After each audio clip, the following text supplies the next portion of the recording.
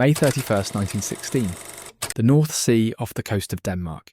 250 warships, the largest concentration of naval power ever assembled in human history, steamed toward each other through grey Atlantic waters. The British Grand Fleet, 151 ships under Admiral John Jellicoe, was about to collide with the German High Seas Fleet, 99 ships under Admiral Reinhard Scheer. This wasn't a skirmish between cruisers or a raid on merchant shipping. This was total war at sea.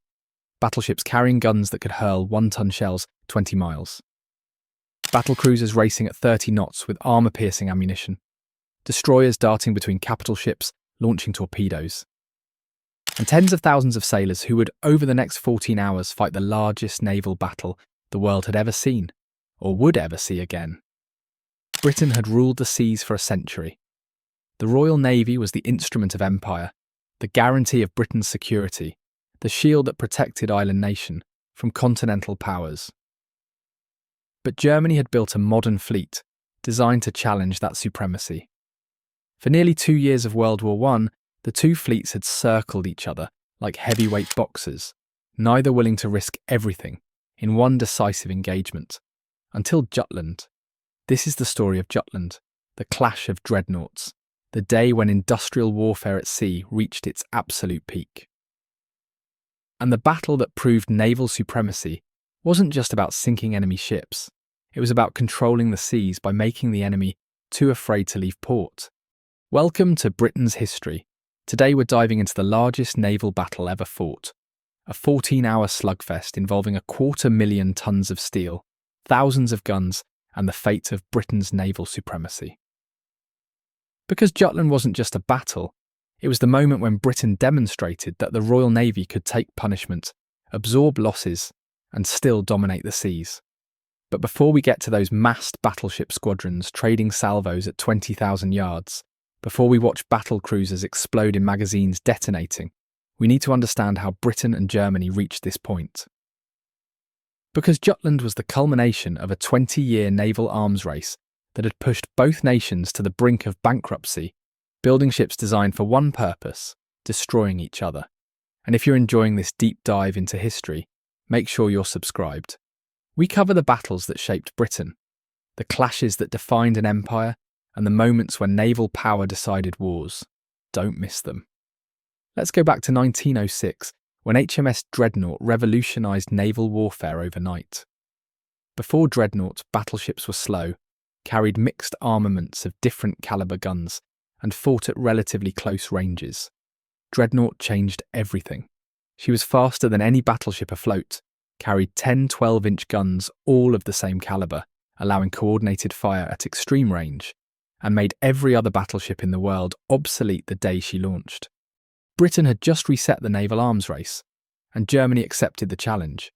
Admiral Alfred von Tirpitz, architect of German naval expansion, pushed for a high seas fleet that could challenge Britain's Grand Fleet. Not necessarily defeat it in battle, but make the cost of victory so high that Britain would negotiate rather than fight.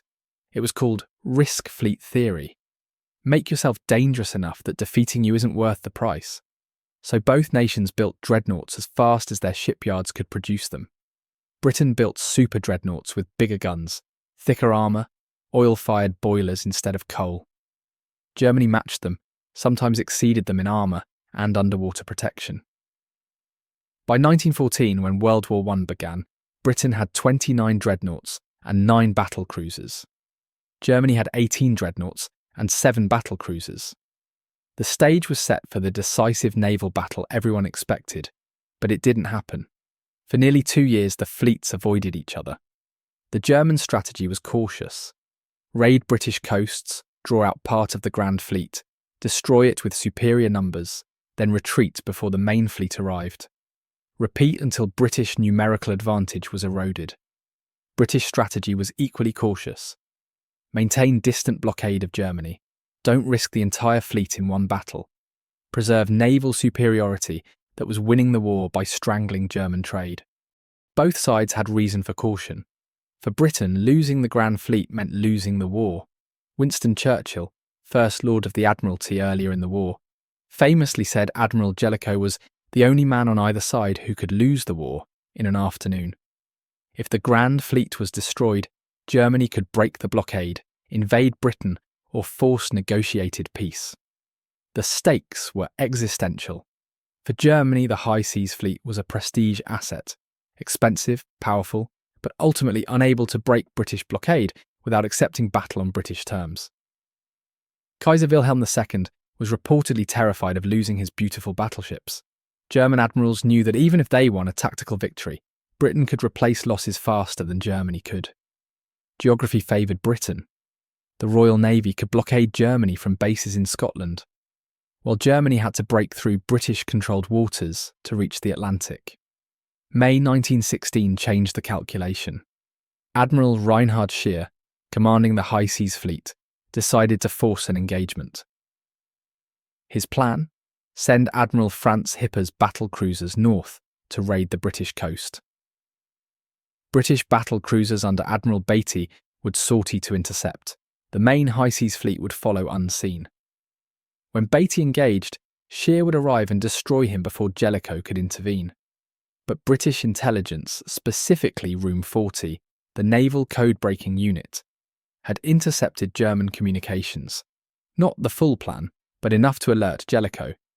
On May 30th, the Grand Fleet put to sea hours before the German fleet left port.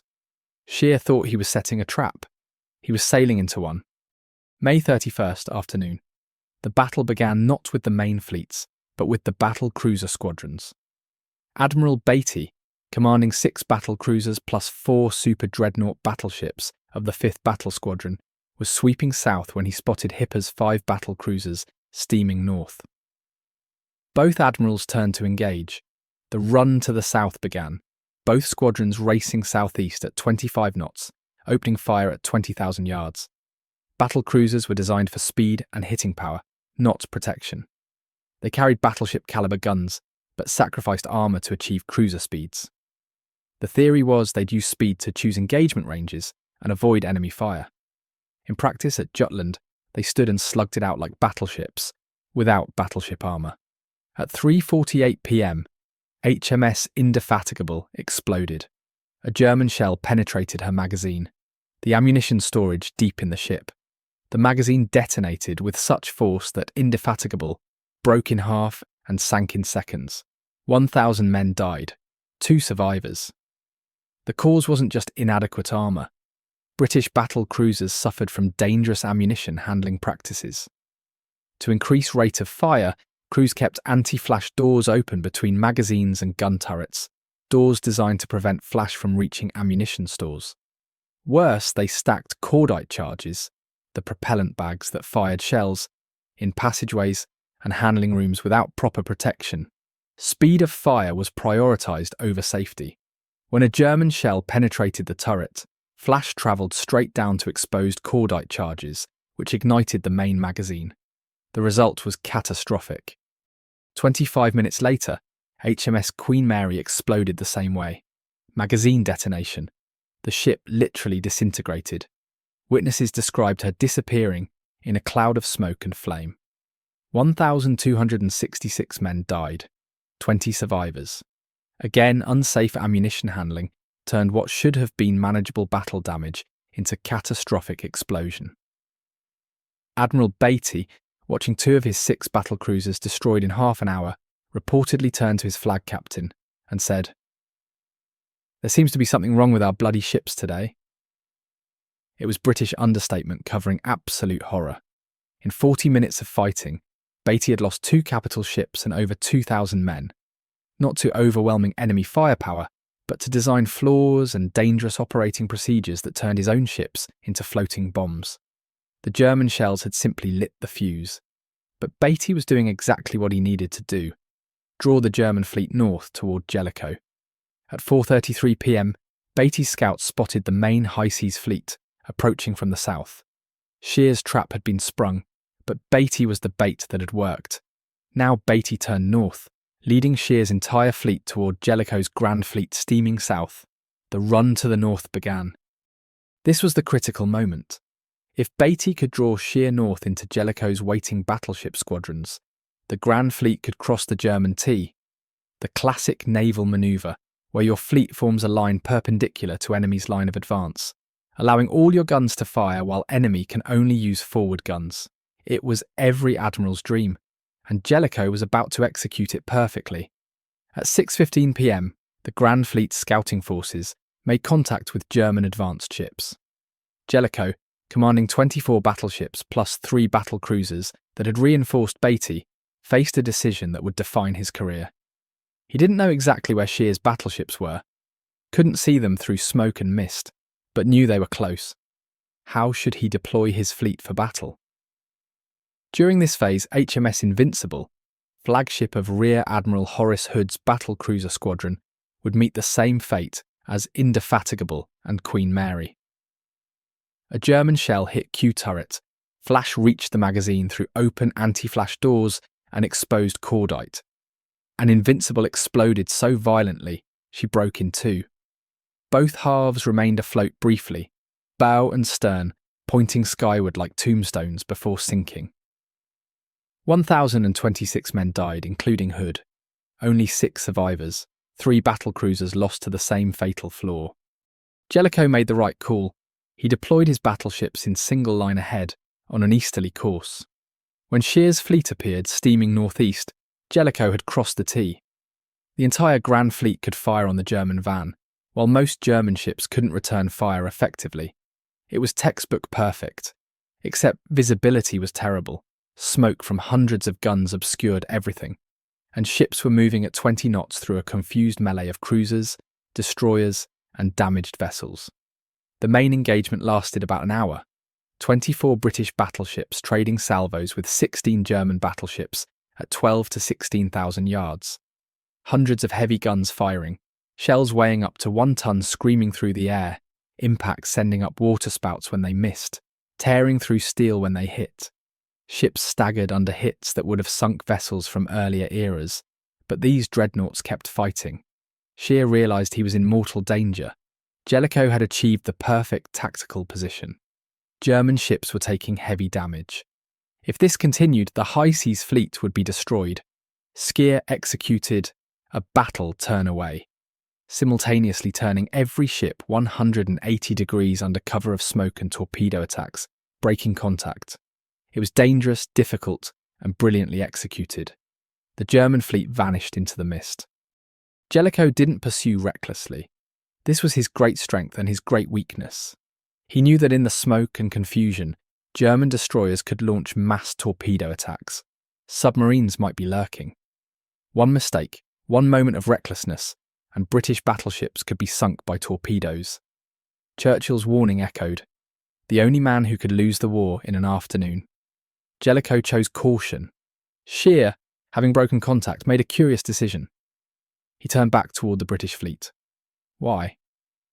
Historians debate this. Perhaps he thought he could slip past Jellicoe's southern flank. Perhaps he hoped for another chance at Beatty's damaged battlecruisers. Perhaps he simply miscalculated where Jellicoe was. Whatever the reason, at 7:10 p.m, Scheer steamed directly back into Jellicoe's guns. For 15 minutes, the German fleet took devastating punishment. British battleships, perfectly positioned again, pounded the German line. Scheer's flagship, Friedrich der Grosse, was hit multiple times. Other German battleships staggered under the weight of fire. Scheer executed another battle turn away, this time ordering his battlecruisers to charge the British line in a death ride to cover the fleet's escape. It was suicidal bravery. Hipper's battlecruisers, already damaged, steamed toward 24 British battleships, firing as fast as they could load their guns. German battlecruisers were torn apart, but they achieved their purpose. Jellicoe, seeing enemy battlecruisers charging through smoke, turned away to avoid torpedoes. Contact was broken again. And this time, as darkness fell, Scheer managed to slip past the southern end of the British line and escape toward German bases. Through the night of May 31st, June 1st, sporadic actions continued. British and German destroyers clashed in the darkness. German pre-dreadnought battleship SMS Pommern was torpedoed and sank with all hands, but the main fleets never engaged again. By dawn, Scheer was safely back in German waters, and Jellicoe had control of the North Sea. The butcher's bill was sobering. Britain lost 3 battlecruisers, 3 armoured cruisers and 8 destroyers, 14 ships total. 6,094 British sailors were dead. Germany lost 1 battlecruiser, 1 pre-dreadnought battleship, 4 light cruisers, and 5 destroyers, 11 ships. 2,551 German sailors were dead. By tonnage sunk and men killed, Germany won. German newspapers proclaimed great victory. Kaiser Wilhelm awarded medals. Scheer was hailed as the admiral who'd bloodied the Royal Navy. And technically they were right. Germany had inflicted heavier losses while suffering fewer casualties. Tactically, Jutland was German victory. But strategically, Britain won decisively. The German High Seas Fleet had challenged the Grand Fleet, gotten badly mauled, and retreated. After Jutland, German admirals understood what would happen if they left port again. The Grand Fleet would find them, outnumber them, and destroy them. The risk wasn't worth it. After June 1916, the High Seas Fleet never again challenged British control of the North Sea. Germany tried one sortie in August 1916. Jellicoe sortied to meet them. German scouts spotted the Grand Fleet, and Scheer immediately turned for home without engaging. That was it. Germany's surface fleet spent the rest of the war in port, while Britain's blockade slowly strangled German economy. The strategic implications were enormous. Britain maintained control of the seas, which meant maintaining the blockade that was winning the war. German imports collapsed. Food shortages led to malnutrition, then starvation. Industrial production declined as raw materials couldn't reach factories. By 1918, Germany was being defeated as much by hunger as by Allied armies. Jutland made that possible by confirming British naval supremacy. For Admiral Jellicoe, Jutland was controversial. Critics argued he should have pursued more aggressively, should have risked more to destroy the German fleet completely. Churchill later wrote that Jellicoe was too cautious, that Nelson would have pursued to annihilation. But defenders pointed out that Jellicoe had done exactly what he needed to do: maintain British naval supremacy without losing the fleet. Tactical caution, strategic victory. The battle also revealed critical weaknesses in British naval practice. The most dangerous was ammunition handling. British crews trained to prioritise rapid fire routinely kept anti-flash doors open and stacked cordite charges in unprotected spaces. This practice, intended to increase rate of fire by seconds, turned manageable battle damage into catastrophic magazine explosions. 3 battlecruisers were lost this way: Indefatigable, Queen Mary, and Invincible. Over 3,000 men died in magazine detonations that proper safety procedures would have prevented. German ships, by contrast, had better safety protocols. Their anti-flash doors were kept closed except during actual loading. Their cordite handling was more conservative. When German ships were hit, flash was contained. German battlecruiser Seydlitz, for instance, suffered magazine fire at Dogger Bank in 1915 and survived because flash doors prevented total detonation. The Germans had learned their lesson. The British hadn't. Not until Jutland forced the issue. Beyond ammunition safety, British gunnery wasn't as effective as it should have been, despite excellent range-finding equipment. German armour was generally superior, particularly underwater protection. German damage control was better organised, but Britain had advantages that ultimately mattered more: numerical superiority and industrial capacity. Those 14 ships lost at Jutland, Britain replaced them. Germany couldn't match that production rate. Jutland also marked the end of an era.